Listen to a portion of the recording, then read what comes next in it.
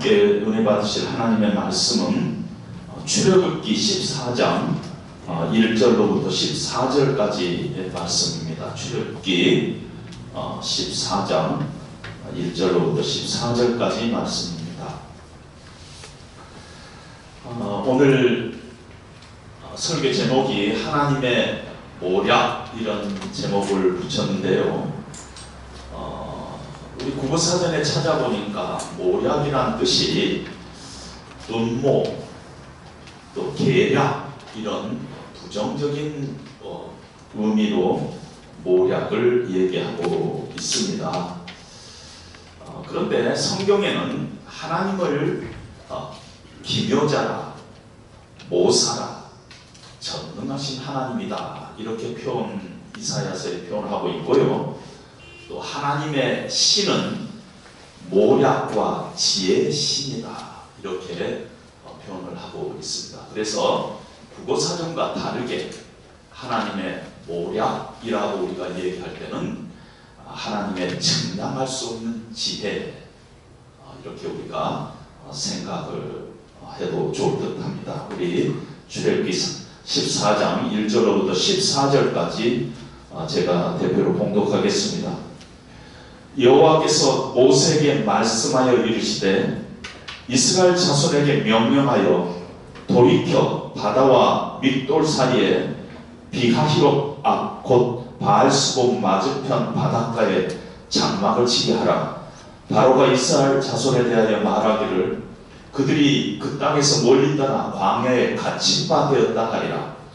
내가 바로의 마음을 완악하게 한즉 바로가 그들의 뒤를 따르리니 내가 그와 그의 온 군대로 말미암아 영광을 얻어 애굽 사람들이 나를 여호와인 줄 알게 하리라 하시매 무리가 그대로 행하니라. 그 백성이 도망한 사실이 애굽 왕에게 알려지매 바로와 그의 신하들이 그 백성에 대하여 마음이 변하여 이르되 우리가 어찌 이같이 하여 이스라엘을 우리를 섬김에서 놓아 보내었는가 하고 바로가 곧 그의 병거를 갖추고 그의 백성을 데리고 갈새 선발된 병거 600대와 애굽의 모든 병거를 동원하니 지휘관들이 다 거느렸더라. 여호와께서 애굽 왕 바로의 마음을 완악하게 하셨으므로 그가 이스라엘 자손의 뒤를 따르니 이스라엘 자손이 담대히 나아갔습니다. 애굽 사람들과 바로의 말들 병거들과 그 마병과 그 군대가 그들의 뒤를 따라 바알스본 맞은편 비하히롯 곁 해변 그들의 장막진대에 미치니라. 바로가 가까이 올 때 이스라엘 자손이 눈을 들어본즉 애굽 사람들이 자기들 뒤에 이른지라. 이스라엘 자손이 심히 두려워하여 여호와께 부르짖고 그들이 또 모세에게 이르되 애굽에 매장지가 없어서 당신이 우리를 이끌어내어 이 광야에서 죽게 하느냐. 어찌하여 당신이 우리를 애굽에서 이끌어내어 우리에게 이같이 하느냐. 우리가 애굽에서 당신에게 이른 말이 이것이 아니냐. 이르기를 우리를 내버려두라. 우리가 애굽 사람을 섬길 것이라 하지 아니하였더냐. 애굽 사람을 섬기는 것이 광야에서 죽는 것보다 낫겠노라. 모세가 백성에게 이르되 너희는 두려워하지 말고 가만히 서서 여호와께서 오늘 너희를 위하여 행하시는 구원을 보라. 너희가 오늘 본 애굽 사람을 영원히 다시 보지 아니하리라. 여호와께서 너희를 위하여 싸우시리니 너희는 가만히 있을지니라. 아멘. 잠시 기도하겠습니다. 하나님 아버지, 수천 년 전 이스라엘 백성에게 일어났던 이 사건을 오늘 하나님께서 우리에게 주시는 말씀으로 이 시간에 받기를 원합니다.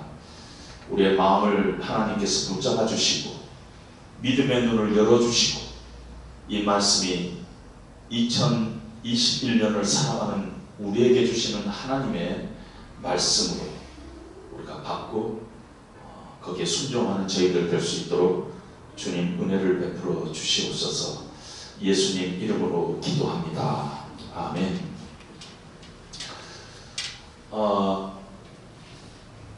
요즘 와서 집에서 있는 시간이 많다 보니까 텔레비를 자주 보게 됩니다.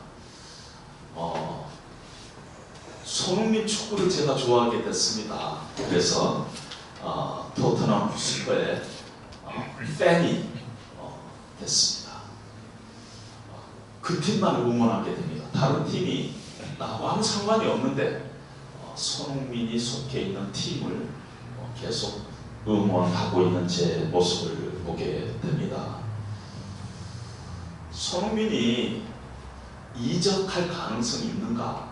요즘 한참 얘기를 하고 있더군요. 레알 마드리드로 갈 것인가? 리버풀로 갈 것인가?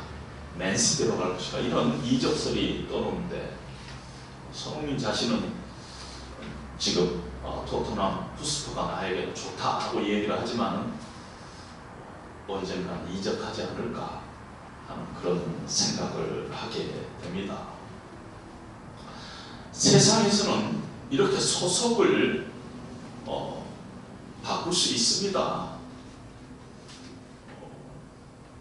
자연스럽게 우리의 소속이 또 상황에 따라 바뀔 때가 있습니다. 그런데 절대 바꿀 수 없는 게 있어요.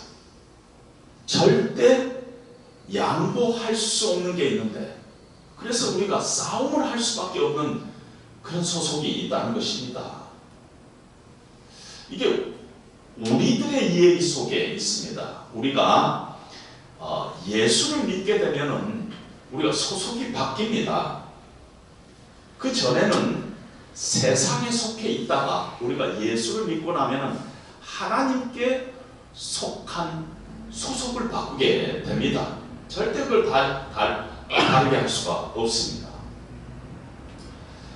세상은 우리가 살고 있는 이 세상을 의미하는 것이 아니라 내가 내 인생의 중심이 되고 내가 내 인생의 주인이 되는 그런 가치관을 갖고 있는 그 세상에서 이제는 하나님이 내 인생의 중심이요, 하나님이 내 인생의 주인이요, 내가 이제는 하나님의 백성이 되었다는 그 소속으로 우리가 바뀐다 하는 것입니다.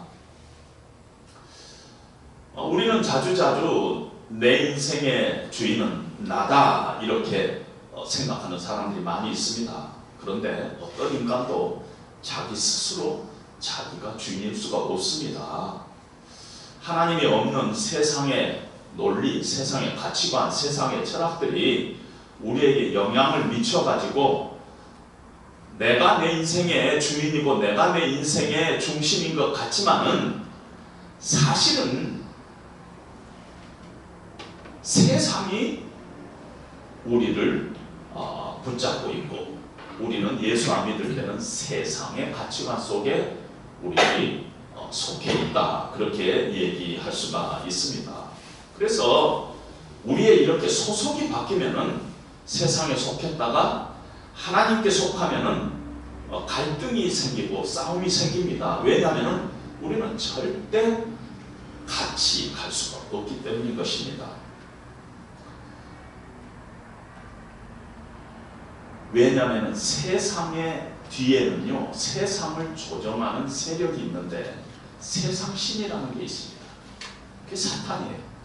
사단이 세상 신을로서 세상을 지금 조정하고 우리의 삶 가운데 그렇게 영향을 미치고 있기 때문에 하나님과 사단이 같이 갈 수 없고 예수님과 벨리알이 어찌 같이 갈 수 있겠느냐 하는 것과 같이 우리의 소속이 바뀌면은 그때부터 우리는 대결을 할 수밖에 없고 그 대결이라는 것이 전쟁의 수준이라고까지 얘기할 정도로 우리의 소속이 달라지면은 그때부터 우리의 삶 가운데 갈등이 있고 싸움이 있고 대결이 있고 어떤 면에서 전쟁의 수준까지 이런 일이 생기는 것입니다.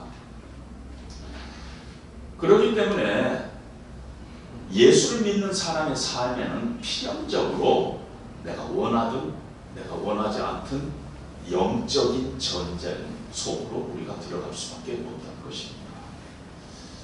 제 서재에 이렇게 크리스찬의 삶을 얘기하는 그런 부분의 책들을 이렇게 잠깐 이렇게 보니까 영적인 싸움, 내 마음은 치열한 전쟁터, 진리 전쟁, 영적 원수를 대적하라, 보이지 않는 사악한 영을 대적하라. 이렇게 크리스찬의 삶을 어떤 식으로 표현하냐면은 영적인 전쟁, 스피리추얼 워페어라는 그런 카테고리로 우리의 삶을 정의를 내리고 있다는 것입니다. 따라서 우리는 우리의 삶이, 크리스찬으로서의 우리의 삶이 영적인 전쟁 가운데 있을 수밖에 없다는 것을 우리는 인정하지 않을 수가 없다는 것입니다.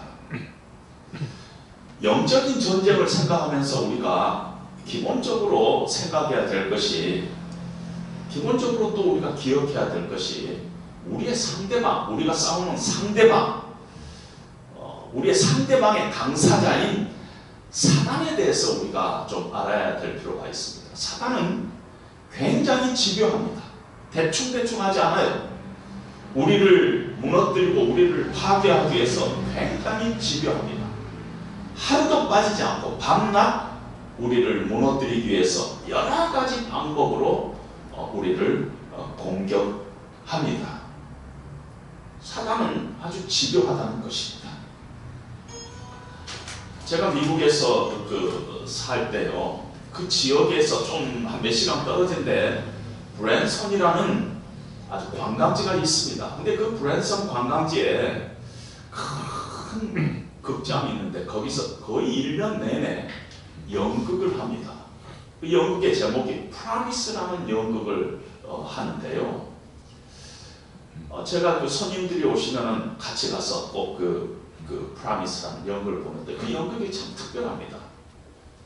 프라미스라는 제목을 가지고 있지만은 예수님이 이 땅에서 태어나시고 십자가에서 죽으시고 부활하실 때까지 예수님의 평생 일대기를 연극으로 합니다. 수백 씬을 연출하면서 수백 명이 나와가지고 연극을 하는데요. 예수님이 어떻게 태어나시고 40일 동안 광야에서 시험 받으시고 이 모든 것들 우리가 너무 익숙한 것이지 않아요? 그래서 어떤 면에서 감동적이지는 않아요. 다 내용을 알고 있기 때문에. 그런데 제가 그 연극을 보면서 아주 충격적인 그 부분이 있었습니다. 그것은 뭐냐면은 예수님이 이 땅에서 태어나시고 십자가에서 죽으실 때까지 부활하시는 그 장면만 빼고 죽으실 때까지 그 연극의 장면이 수백 씬이 되는데 그 씬 동안에 사단이 어디엔가 꼭 있습니다. 그 무대 안에 사단. 어느 때는 나무 위에서 이렇게 보기도 하고 어느 때는 두 사람이 이야기하는데 그 사이에서 살짝 들여다보기도 하고 사단이 전 씬에 한 번도 빠짐없이 사단이 출연을 합니다. 저에게는 그것이 아주 충격적이었습니다. 이렇게 사단은 아주 집요하고 아주 열심입니다. 어떤 면에서 우리를 무너뜨리기 위해서. 뿐만 아니라 사단은 아주 교활해요. 절대 멍청하지 않아요. 평범하게 우리를 공격하지 않아요. 각종 전략을 가지고 우리를 유혹하고 우리를 함정에 빠뜨리는데요.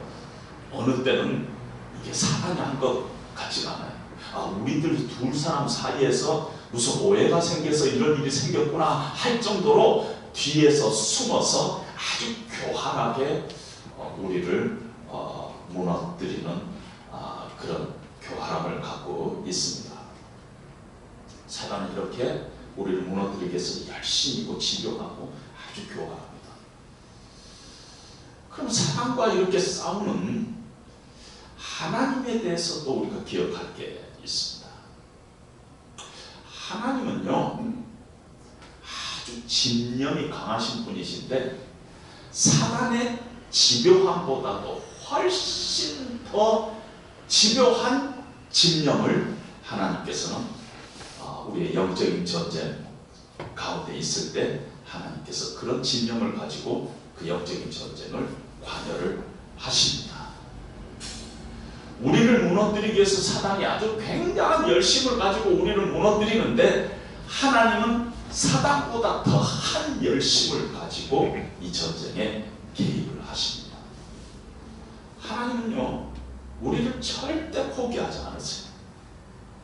세상의 부모들은 자기 자식을 포기하는 일이 있을까 모르지만 하나님은 결코 우리를 포기하지 않았어요. 그것을 우리는 하나님의 열심, 하나님의 진영, 하나님의 사랑, 이렇게 우리가 자주자주 표현을 합니다. 얼마나 그 진영이 크신지 하나뿐이 없는 독생자 아들이라도 아끼지 아니하시고 내어주면서까지 우리를 포기하지 않는 그런 하나님의 진영과 열심이 있습니다. 사단보다 더한 진영을 가지고 있습니다.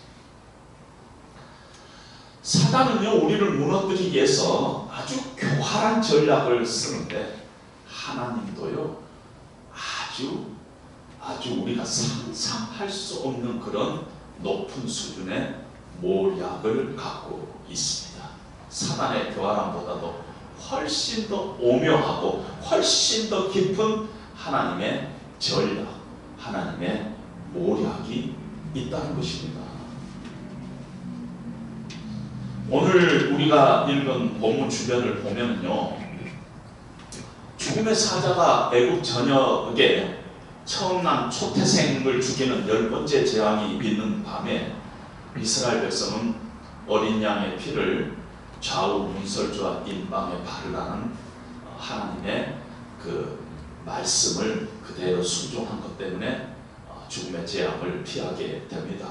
그 밤에 무교병 반죽을 담은 그릇을 옷에 싸가지고 어깨에 메고 애굽을 탈출하는데 430년 동안의 종살이에서 처음으로 애굽을 탈출합니다. 라함셋이라는 곳에 있었는데 나중에 여러분들이 한번 그 성경 뒤에 있는 지도를 한번 찾아보세요. 라함셋이라는 곳에 있었는데 거기에서 한 6시간, 7시간 걸어서 갈 수 있는 거리에 있는 숫곳이라는 곳에 그날 밤 장막을 칩니다. 그때 어른들만, 장정들만 세어봤더니 60만이었더라 하고 성경이 이 얘기를 하고 있습니다. 그 밤에 하나님께서 이스라엘 백성을 모아놓고 초태성은 내 것이니 너희가 거룩히 구별해서 나에게 돌리라, 이런 말씀을 하십니다. 그 다음 날 이 숫곳을 떠나서 광야 거의 끝부분에 있는 에다메다라는 곳에 장막을 치고 하룻밤을 거기서 자는데요, 하나님께서 모세를 통해서 이렇게 말씀을 하십니다. 이스라엘 백성에게 명하여 이제 돌이켜가지고 바다와 믹돌 사이에 비하히롯 앞 바닷가에 장막을 치게 하라, 이렇게 하는 것입니다. 여기가 끝에까지 가면 다시 돌아가가지고 뒤에는 홍해가 있는 바로 그 앞에 비하히롯이라는 곳에 장막을 치라는 것입니다. 그러면은 바로가 그 사실을 알게 될 텐데, 바로가 그때 이 사실을 알고 얘들이 애굽을 도망치다가 광야로 들어가지 못하고 광야에 갇혔다 하고 이 얘기를 할 거라 하는 이 얘기를 하나님께서 모세에게 하면서 이 비하히롯에다가 장막을 치게 합니다. 하나님께서 일부러 이스라엘 백성들을 홍해 바다 앞에 비하히롯이라는 곳에 장막을 치게 하는데 이게 상식적이지가 않아요. 이해가 안 갑니다. 거기서 이렇게 광야 돌아갈 길이 많이 있었어요. 지도에 보면은요, 에단 광야를 살짝만 돌아가면은 하나님께서 바라는 가나안 땅으로 갈 수가 있었습니다. 근데 하나님께서 막다른 골목에 이렇게 장막을 치게 하고 이스라엘 백성들에게 짐을 풀게 합니다. 그리고 바로의 군대를 유인한 것 같은 이 얘기를 지금 하나님께서 하십니다. 그리고 나서 하나님께서는 무슨 일이 일어났는가 모르지만 결론적으로 어떤 일이 일어날 것이다 하는 결론을 얘기하는데, 바로가 분명히 너희를 추격할 것이다. 그러나 그때 내가 바로와 그의 온 군대로 말미암아 영광을 얻고 애국 사람들이 나를 여호와인 줄, 참 하나님인 줄을 알게 되리라 하는 결론을 얘기합니다.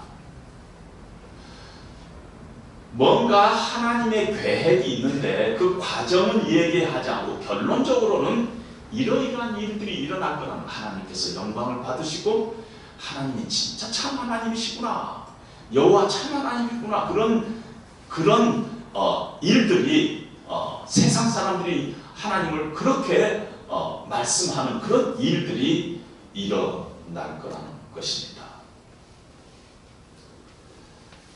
이렇게 우리의 삶이요, 이렇게 소속이 바뀜으로 말미암아 우리의 삶 가운데 이제는 세상에 속했다가 하나님께 속한 자가 되고 나서는 그 안에 영적인 전쟁이 반드시 있는데요, 그 영적인 전쟁 가운데서 사단은 우리를 집요하게 우리를 넘어뜨리려고 하고, 하나님께서는 우리를 이기게 하시려고 하나님의 계획과 하나님의 인도하심과 하나님의 지킴과 하나님의 모략이 그 가운데 같이 공존하고 있다는 것입니다. 근데 하나님께서 우리의 삶을 인도해 가시는 하나님의 모략 가운데 있을 때 우리를 아주 단순하게 인도하지 않아요. 그냥 야 따르라, 내가 앞장설 테니까 따르라, 그러지 않고 우리를 인도하실 때 우리가 이해할 수 없는 하나님의 모략이 그 가운데 있다는 것입니다. 여러분, 사단이 얼마나 꾀가 많아요. 얼마나 음흉합니까? 갖가지 교활한 수법을 가지고 우리를 이렇게 유혹하는데, 넘어뜨리려고 유혹하는데 하나님의 전략이 없겠습니까? 우리의 삶을 승리로 이끌게 하는 하나님의 모략이 반드시 있는데 그 모략 이후에 결과는 하나님 앞에 영광을 돌리고 하나님이 참 하나님이신 것을 세상에 선포하는 그런 결과가 나타난다는 것입니다. 가끔가다 이렇게 얘기하시는 분들이 있습니다. 그럼 우리는 뭐냐? 괜히 하나님께서 영적인 전쟁 가운데 우리를 끌어들이시고 우리는 죽어라고 고생하고 영광은 하나님만 받고 우리는 뭐냐? 우리는 뭐 졸이냐? 우리는 맨날 누리냐? 이런 식으로 얘기하는 분들이 가끔 있습니다. 여러분, 근데요, 하나님은 원래 영광스러운 분이세요. 그래서 하나님이 따로 영광 받으실 필요가 없으세요. 그리고 하나님은요, 참 하나님이세요. 그러니까 뭐 하나님이 참 하나님인 것을 따로 증명해야 될 이유가 없습니다. 어떤 면에서 이런 일들은 하나님에게 별로 중요한 일이 아니에요. 하나님이 영광을 받으시고 하나님이 참 하나님인 것을 세상에 알게 하는 건 하나님에게 별로 중요한 일이 아니다는 것입니다. 왜냐하면 하나님 자신이 이미 full of glory, 하나님이 완벽한 영광 가운데 있으신 분이고 하나님 자신이 참 하나님이신데 뭐 그거 받았다고 즐거워할 하나님이 아니라는 것입니다. 오히려 하나님이 영광 받으시고 하나님이 참 하나님인 것이 이 세상에 선포될 때 그거는 우리에게 중요해요. 하나님께 속한 하나님의 백성들에게 중요하다는 것입니다. 하나님이 영광 받으시고 세상에서부터 하나님이 참 하나님인 것을 이렇게 세상 사람들이 인정할 때 그때 하나님의 백성은 그때 행복해요. 그때 기쁨이 차요. 그때 내가 누구인가? 내 인생의 의미는 무엇인가? 나의 가치, 이런 것들이 그때 우리가 진정으로 경험하게 된다는 것입니다. 여러분, 가만히 생각해 보세요. 우리의 삶 가운데 하나님이 영광을 받지 않은데 하나님의 백성들이 행복할 수 있어요? 하나님의 영광을 안 받는데. 하나님의 이름이 세상 속에서 땅에 떨어지는데 하나님의 백성들은 즐겁고 기쁘고 행복할 수 있습니까? 우리가 코로나19를 지나오면서 우리가 너무너무 깊게 체험하지 않았습니까? 하나님의 영광이 드러나지 않으면요, 우리 삶 가운데 승리도 없고요, 우리 삶이 행복하지도 않고, 우리가 하나님의 백성이라는 그 어떤 의미도 없고요, 우리 인생이 아름답지 않아요. 하나님의 영광을 받지 못하시는데.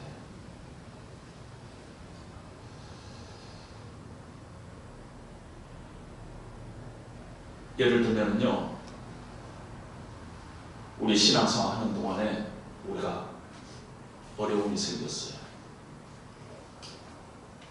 어떤 질병이 걸렸어요. 혹은 경제적인 어려움이 생겼어요. 그때 정말 하나님을 잘 신뢰하고 믿음으로 잘 견뎠어요.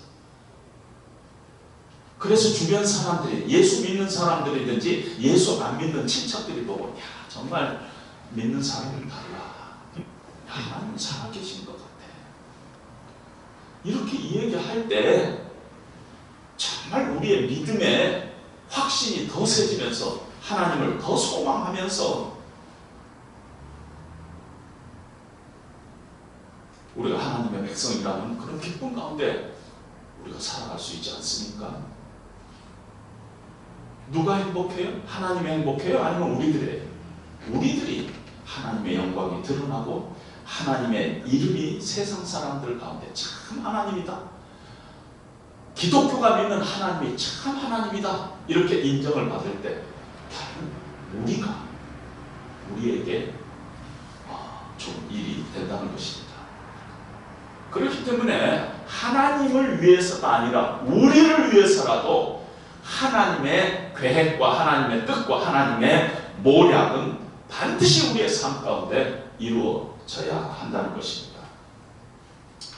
그런데 이것이 말같이 쉽지는 않아요. 말같이 쉽지 않아요. 왜냐하면 하나님의 모략이 이루어져 가는데 우리의 삶 가운데 자주 아니면 어떤 면에서 필연적으로 잠시적이지만은 우리의 인생이 힘들고 우리의 인생 가운데 고통스러운 시간이 찾아오기 때문이라는 것입니다. 하나님의 모략은 우리의 고통의 시간을 통해서 이루어질 때가 너무 많다는 것입니다. 여러분 가만히 한번 생각해 보세요. 인류의 역사상 하나님의 모략이 일어났던 최고의 사건이 뭘까요? 아무도 생각하지 못했던 십자가의 사건이에요. 십자가의 사건이 하나님의 모략의 중에서 가장 최고의 사건이라고 우리가 얘기할 수 있잖아요. 그런데 그 사건의 핵심 안에, 그 한복판에는 바로 십자가의 고통이 그 안에 있다는 것입니다.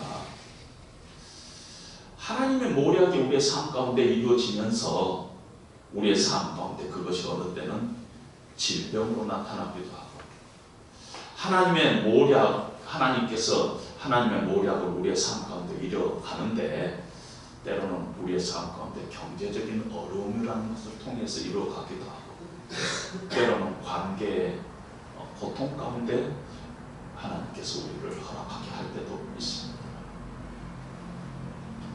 때로는요, 예수를 잘 믿는 사람들에게 코로나19의 양성 반응이 나타나기도 한다는 것입니다. 하나님께서 그때 우리가 하나님께서 왜 내게 이런 어려움을 주시는가? 어떤 분들은 그것을 내가 수치를 당한다고 생각하는 사람들도 있더군요. 그런데 그때 하나님께서 우리의 인생 가운데서 개입하셔서 하나님의 모략을 이루어가는 시간일 때가 참 많다는 것입니다. 때로는 하나님께서 하나님의 모략을 이루어 가실 때 우리를 아주 외로운 자리로 집어넣을 수 있어요. 우리는 아주 고독하고 두렵고 절망스럽고 낙심 가운데 우리를 떨어뜨리게 할 수도 있습니다. 우리를 사방이 다 막혀서 빠져나갈 수 없는 상황 가운데로 우리를 몰아가실 때도 있다는 것입니다. 여러분, 지금 이스라엘 백성들이요, 바다와 믹돌 사이에 비하히롯 앞 홍해 바다 앞에 하나님께서 세우시는데 거기에 애국 군대가 보이기 시작한 거예요. 아무 대책이 없었어요. 그런데 그것이 하나님의 모략이에요. 막다른 골목으로 이스라엘 백성들을 세우시는 그 순간이 하나님의 모략이에요. 그걸 우리가 어떻게 아느냐? 출애굽기를 쭉 우리가 읽어가 보면은 우리가 이제 알아볼 수가 있다는 것입니다. 특별히 이렇게 하나님께서 우리의 인생 가운데 하나님의 모략을 이렇게 이루어 가시는데 우리에게 고통의 시간들을 사용하시기도 하지만은 특별히 그 시간에요, 상황이 힘들어지면 더욱 힘든 것이요, 우리 속에 상처와 온갖 죄가 우리 속에서 이렇게 소리를 지릅니다. 여러분, 우리가 예수를 믿고 났지만은 우리 안에 있는 어떤 상처들이 완전히 치유받지 못하고 하나님 안에서 회복되지 못한 경우가 참 많아요. 그래서 좋을 때는 좋은데 문제가 어려워지고 힘들고 상황이 나빠지면은 마치 이 구정물이 올라오듯이 그때 가서 우리의 상처들이 올라올 때가 참 많아요. 아주 어느 때는 치사하고 어느 때는 비열한 우리 안에 상처들이 올라올 때가 많다는 것입니다. 상처가 나쁜 것은 상처 배후에서 사단이 우리의 상처를 이용하고 있기 때문에 그것이 나쁘다는 것입니다. 그래서 우리 안에 어떤 식의 상처는 반드시 치유받아야 된다는 것이 예수 믿고 나서. 특별히 교회 지도 저는 이렇게 오랜 목사님들을 수없이 만나보고 나서 이런 제 나름대로 확신이 들었어요. 목회자가 되려면 치유받아야 된다. 왜냐하면 그 마음속에 상처를 갖고 있으면 좋을 때는 좋다가 어려움이 생겨서 막 튀어나온 그 목사님들을 제가 많이 경험했기 때문입니다. 그래서 어느 집회 주제를 보니까 치유받아야 쓰임받는다. 맞는 말이다. 그런 생각을 하게 됐습니다. 이스라엘 백성들이요, 하나님이 어떤 분이라는 거 알았어요. 10가지 재앙을 통해서 하나님 참 하나님이시다는 거 알았어요. 바로가 쫓아온다는 것도 알았어요. 그래서 8절에 보니까 그러나 이스라엘 자손이 담대히 나갔다. 담대히는 손을 높이 들고 이런 뜻입니다. 손을 높이 들고 나갔어요. 어떻게 나갔어요? 하나님 우리와 함께 하신다는 믿음을 가지고 나갔습니다. 그래서 홍해 앞바다에 하나님께서 홍해 바다 앞에 이 장막을 치게 할 때도 4절에 보니까 무리가 그대로 행했다, 순종했다는 것입니다. 하나님에 대한 믿음을 갖고 있었어요. 그런데 막상 바로의 군대가 쫓아오는 것을 보니까 아주 갑자기 두려움이 막 찾아오기 시작한 것입니다. 10절에 보니까 이스라엘 자손이 눈을 들어본즉 애굽 사람들이 자기들 뒤에 이른지라 바로 뒤에 막 쫓아온 것입니다. 그러자 마음속에서 상처의 소리가 나기 시작한 것을 봅니다. 여러분, 우리는 다르지 않아요. 우리가 별로 그렇게 큰 어려움이 없을 때요, 옆에 누가 어려움 당한 사람이 있으면 크리스찬도 고난이 찾아오게 돼 있습니다. 그런데 성경 말씀에 보면 우리가 알거니와 하나님을 사랑하는 자, 곧 그 뜻대로 부르심을 받는 자들에게는 모든 것이 합력하여 선을 이루시느니라. 로마서 8장 28절 하나님께서 그렇게 말씀하셨습니다. 그리고 얘기를 합니다. 생각한데 현재 고난은 장차 나타날 영광과 좋기 비교할 수 없습니다. 로마서 8장 18절. 아멘. 그러면서 옆 사람들에게 이 얘기합니다. 그러다가 그런 어려움이 자기에게 찾아오면, 실제 내 삶 가운데 찾아오면은, 처음에는요, 하나님 말씀 붙잡고 뭐 이렇게 기도하다가 좀 지나고 나면은, 정말 하나님 살아계시는가? 하나님 나 사랑하시는가? 이런 의심 가운데 요동하면서 온전한 신뢰를 하나님 앞에 드리지 못할 때가 우리도 참 많이 있습니다. 이스라엘 백성들이 지금 그런 상황에 있어요. 처음에는 하나님 말씀에 순종하고 손을 높이 들고 나갔어요. 그런데 오늘 10절에 보니까 두려워서 여호와께 부르짖었어요. 믿음으로 부르짖는 게 아니에요. 믿음 없이 그냥 막 두려우니까 막 부르짖었어요. 믿음 없는 것을 어떻게 아느냐? 그때 해서는 안 될 말을 같이 하고 있는 모습을 봅니다. 모세에게 얘기합니다. 애굽에 매장지가 없어서 당신이 우리를 이끌어내서 이 광야에서 죽게 하느냐? 11절. 우리가 당신에게 말하지 않았느냐? 우리를 좀 내버려 두라. 우리가 애굽 사람을 섬길 것이라 하지 않았느냐? 애굽 사람을 섬기는 것이 광야에서 죽는 것보다 낫다. 이런 해서는 안 될 불신의 얘기를 하고 있습니다. 어떤 면에서 논리적으로 맞은 말일 수도 있어요. 또 표현도 보면은 상당히 멋지지 않아요? 애굽에 매장지가 없어서 우리를 이끌어내 이 광야에서 죽게 하느냐? 멋있는 표현. 그런데 아무리 논리적이고 아무리 멋있는 말이라 할지라도 이것은 불평이요, 이것은 원망이요, 이건 불신의 소리입니다. 아무리 이유가 어떻든 논리가 어떻든 불평은 불평이고 불신은 불신이고요, 원망은 원망이고 컴플레인은 컴플레인이 다른 것이 아니라는 것입니다. 이스라엘 백성은 지금 불신 가운데 하나님을 원망하고 있는 우리의 모습을 봅니다. 우리의 삶 가운데요, 하나님을 향해서 우리가 불신의 소리, 원망의 소리, 두려움의 소리를 우리가 바라게 되면 무슨 일이 생기느냐면요, 우리의 삶 가운데 지금 하나님의 모략이 이루어져 가고 있는데 그 하나님의 모략이 우리의 삶 가운데 딱 중단돼 버려요. 스톱. 그래서 우리의 고통이요 그대로 상존해 있어요. 물론 어떤 육체적인 질병이 나을 때도 있어요. 시간이 지남에 따라서.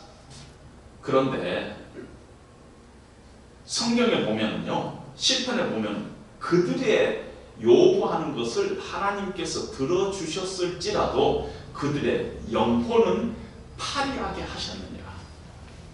설령 내가 고통 가운데 있었던 그 질병이 나음을 받았다 할지라도 그 영혼은 아직 치유받지 못하고 있다는 것이에요. 왜? 하나님의 모략이 지금 중지되어 있습니다.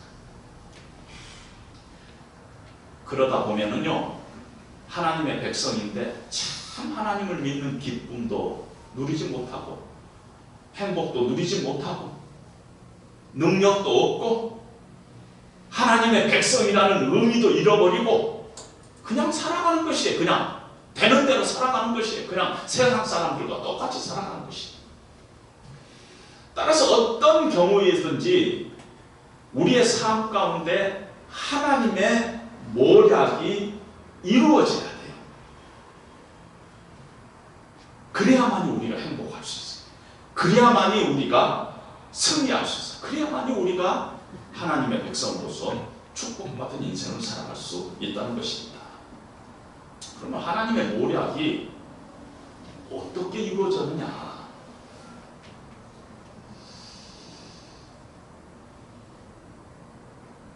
이스라엘 백성들이 원망하고 두려워하고 불신 가운데 판을 다 깨고 있을 때 모세가 일어나서 너무 정확하게 너무 분명하게 하나님의 모략이 이루어지도록 영적인 어떤 수순을 우리에게 보여주고 있습니다.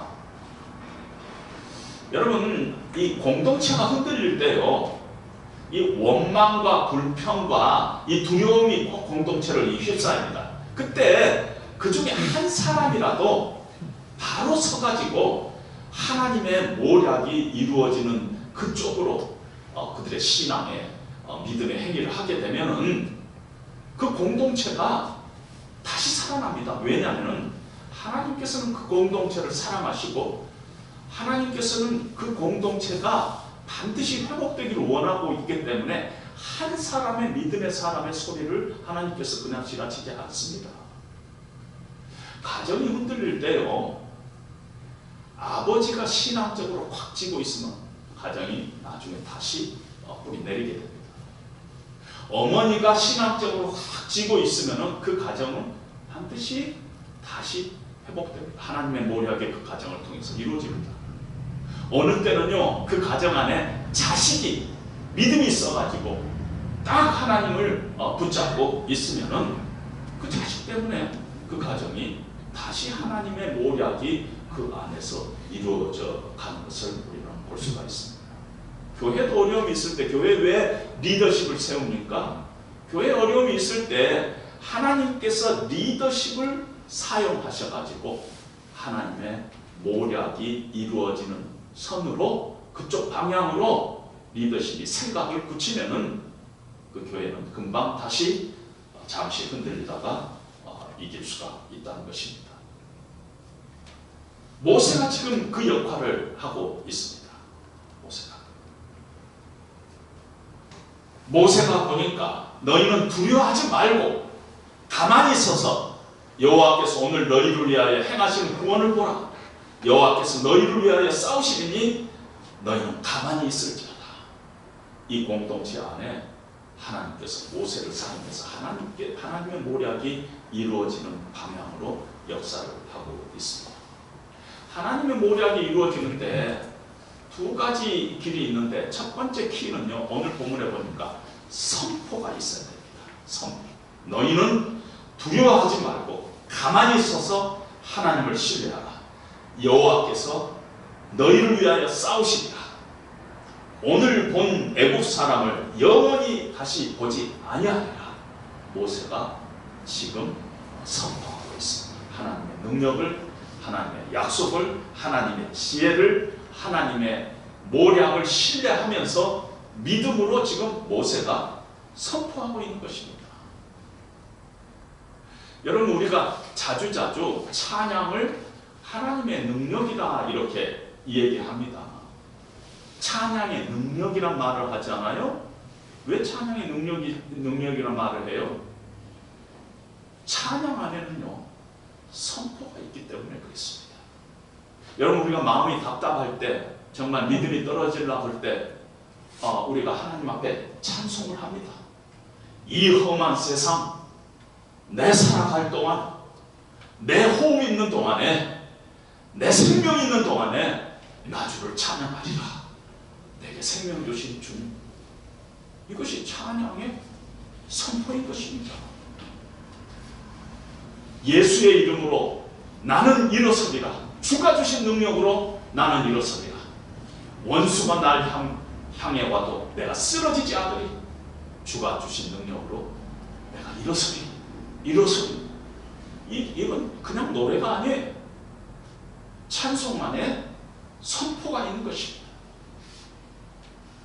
높은 산이, 넓은 들이, 초막이나 궁궐이나 내 주 예수 계신 곳이 그 어디나 하늘나라. 이건 믿음의 선포인 것입니다. 그래서 찬양 안에 능력이 있는 것입니다.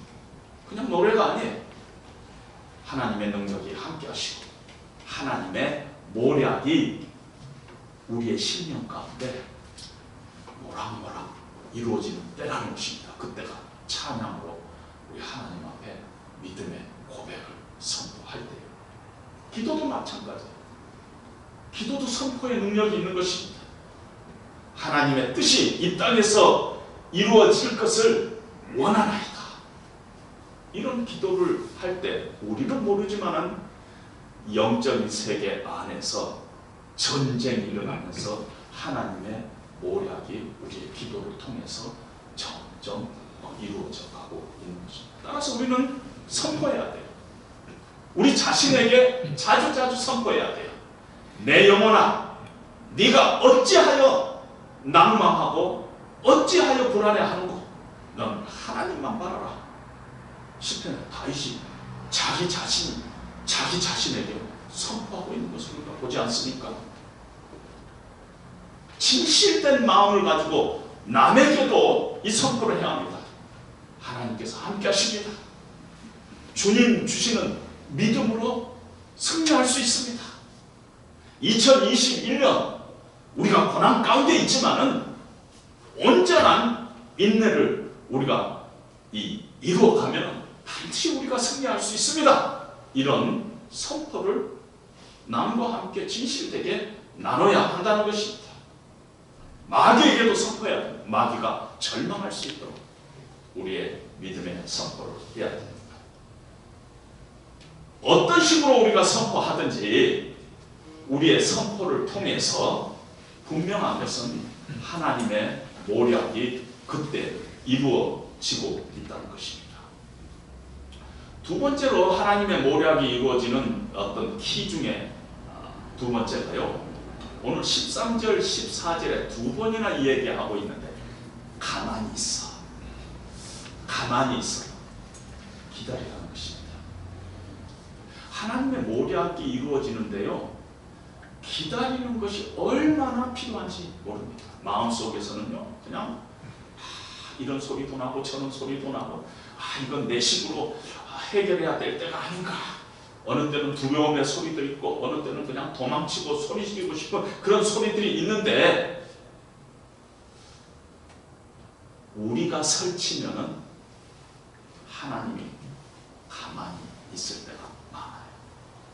우리가 설칠 때 하나님의 모략은 중지 상태에 있을 때가 많이 있다는 것입니다. 여러분 전쟁에서요 기다림은 굉장한 전략입니다. 여러분 삼국지에서 최고의 전략가가 누구예요? 최고의 전략가 제갈공명 아닙니까? 제갈공명이 입에서 나온 이 얘기 중에서요 자주 뭐가 있는지 아세요? 기다려라. 쏠까요? 기다려라. 한 방에 날려버리기 위해서는 기다림이 필요하다는 것입니다. 기다려라. 우리는요 우리가 참지 못한 것 때문에 우리 인생의 작품을 망가뜨릴 때가 한두 번이 아니에요. 여러분 밥 하는데 뚜껑 자주 열면은요 서립잖아요. 밥이야 서립도 상관이 없지만은 우리 인생이 기다리지 못하면 서리가 버린다는 것입니다. 기다리지 못해서 판을 깨버리는 사람들이 너무너무 많아요. 끝까지 인내해야지 하나님의 역사를 경험하게 됩니다. 하나님의 모략이 이루어지는 데는요 하나님의 타이밍까지 우리가 기다림이 늘 우리에게 필요하다는 것입니다. 가만히 있어. 이 말은 아무것도 하지 말고 가만히 있으라 그런 뜻이 아닙니다. 가만히 있다는 것은 어느 방향을 지킨다는 뜻이에요. 하나님의 영광이 나타나는 방향으로 내 생각을 고정하고 내 마음을 그 방향으로 세우는 것입니다. 정말 할 말 많은데 정말 퍼부어주고 싶은데 하나님의 영광이 나타나는 그 시간 그 방향으로 내 마음을 인내하면서 기다리는 것입니다. 그때 우리가 아무 일도 안 하는 것이 아니라 그때 제대로 하고 있는 것입니다. 우리는 가만히 있는 것 같지만은 그때 하나님의 모략이 이루어져 가고 하나님께서 친히 일하는 시간이라는 것입니다. 저는 이렇게 생각해 봤습니다.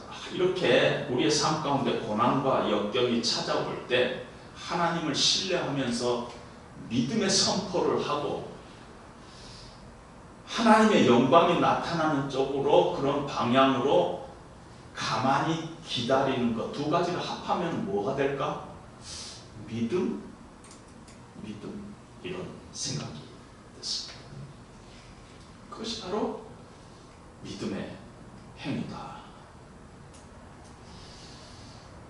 어떤 상황 가운데서도 그리 아니하실지라도 욥의 고백처럼 그가 내 생명을 걷어간다 할지라도 나는 하나님을 신뢰하리라.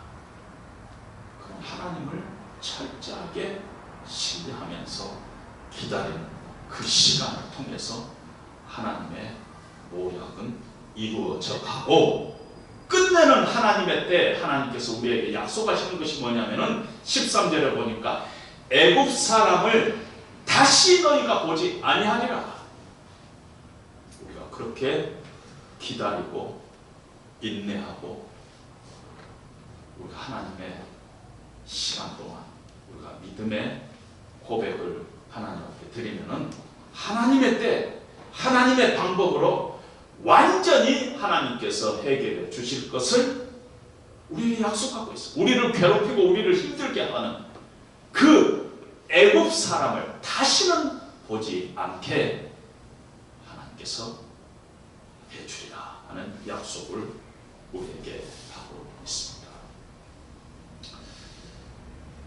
작년 2020년도는 정말 우리 인생 가운데 가장 고통스러운 한 해였을 것입니다. 그리고 우리가 이미 2021년도 들어왔는데 2021년 남은 한 해도 쉽지 않은 시간들을 우리가 겪어 나갈 것입니다. 코로나19라는 전염병은 여전히 우리 가운데 있고 우리의 육신과 우리의 마음을 황폐하게 만들고 있습니다. 분명한 것은 하나님의 때, 하나님의 방법으로 애굽 사람을 다시는 보지 않게 하리라는 하나님의 약속이 우리 가운데 분명히 있습니다. 하나님이 영광 받으시고 하나님이 참 하나님인 것을 세상이 선포하는 그때가 있을 것입니다. 그 과정에 그때까지 우리가 어떻게 살아가야 하는가?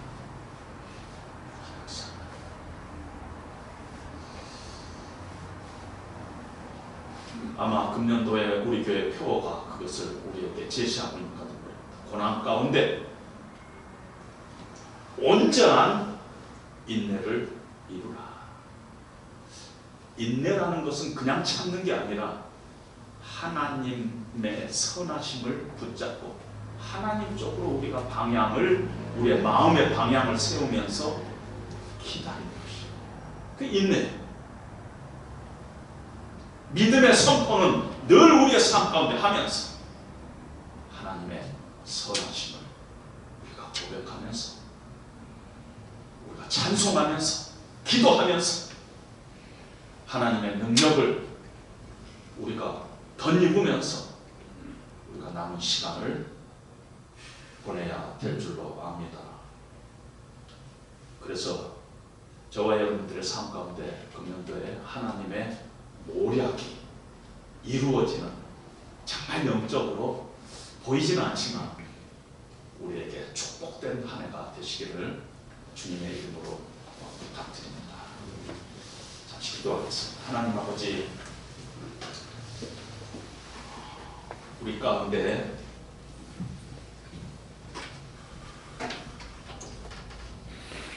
우리 힘으로 할 수 없는 애굽 사람, 애굽의 군대가